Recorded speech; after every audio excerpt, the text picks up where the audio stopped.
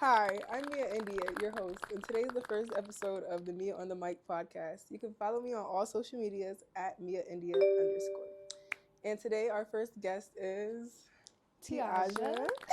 You guys can follow me on Instagram at TIASJAH with 3 H's. Okay, great. The topic for today is posting your significant other on social media.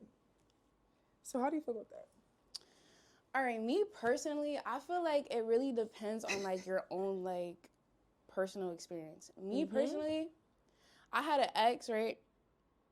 And he did not post me, guys, at all, right?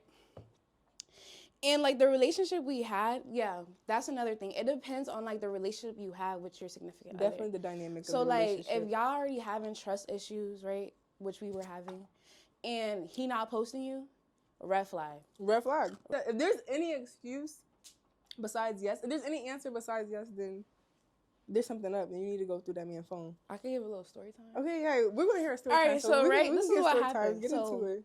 I was with this boy.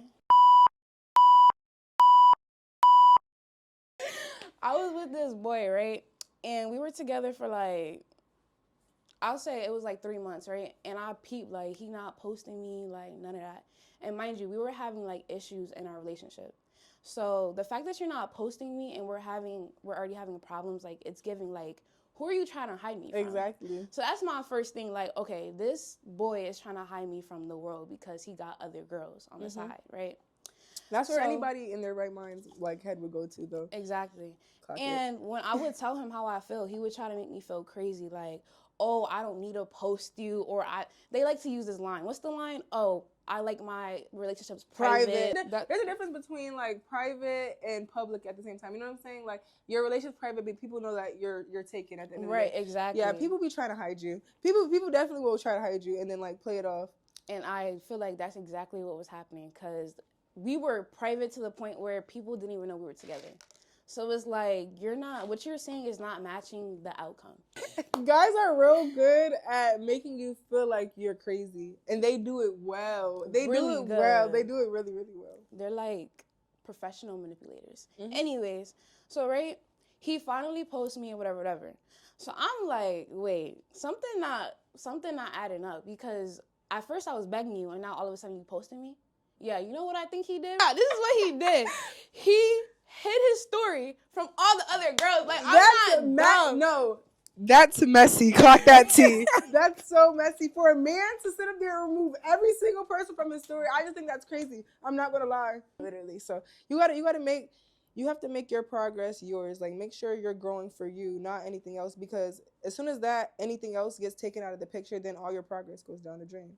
So yeah. Can we also talk about how like sometimes when you post your significant other, like it creates problems because then everybody and their mom got a story. That must have been every time you like pop out in any relationship. Everybody's gonna have somebody's gonna have something to say. You could post somebody's fingertip. Somebody gonna slap. I know that finger.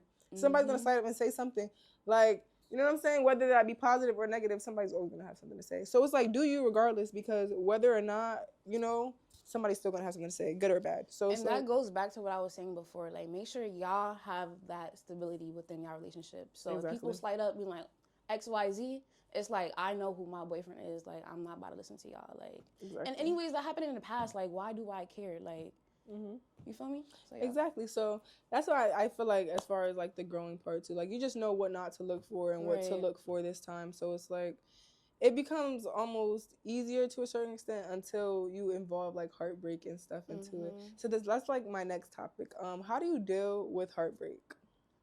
I can say my real. How do you deal with heartbreak? And we can be real about this. We can honestly be real about this because when it comes to heartbreak, like from a female perspective, I feel like it's very, how do I say, long-lived when it comes to heartbreak. Why am I going through something for so long? You know what I'm saying? Like, I feel like a heartbreak for a girl, I can't speak for the guys in the room, but I'm saying I feel like heartbreak for a girl lasts longer than a guy. For me personally, when I went through my little heartbreak, you could call it, I had to really like isolate myself and refine like who I was, like who is Tiaja, because I feel like he literally stripped my identity away from me. So me going through that heartbreak, I had to like delete social media. I had to like distance myself from my family, my friends, and just like refocus on myself, find who I am again. Yeah.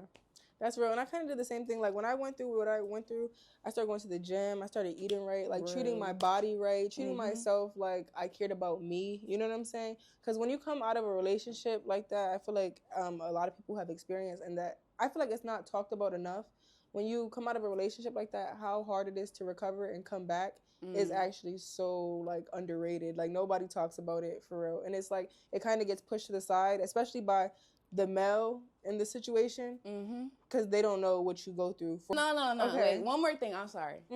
They actually, I feel like they feel the pain too, but I feel like it hits the female like harder first. Yeah, first. And but then, when the go ahead.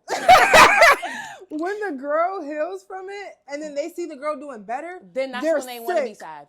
They're sick. Like they'll be sick afterwards. It's like, you know, when the girls say like you're gonna miss me later, they're literally gonna miss you later. It could be tomorrow. It might not be tomorrow, but it might be a month from now. It might be a year from now. They're gonna miss you. You're still eventually. gonna miss me, bitch. I'm gonna cross that mind a couple times.